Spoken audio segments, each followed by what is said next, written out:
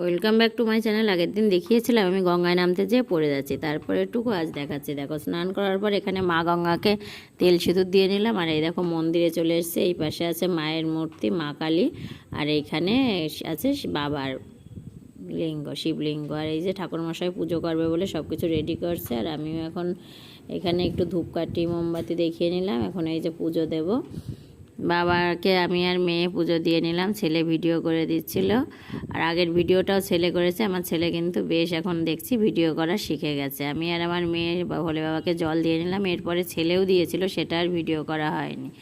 এই গরমের মধ্যে তো আমার অবস্থা খারাপ হয়ে গেছে, একদম খুবই শরীর খারাপ লাগছিল। আর দেখো এখন বেরিয়ে আসছি গঙ্গা থেকে।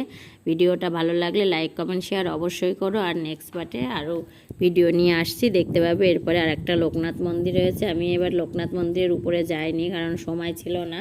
নিচেই যে শিব মন্দিরটা আছে সেটা তোমাদেরকে দেখ।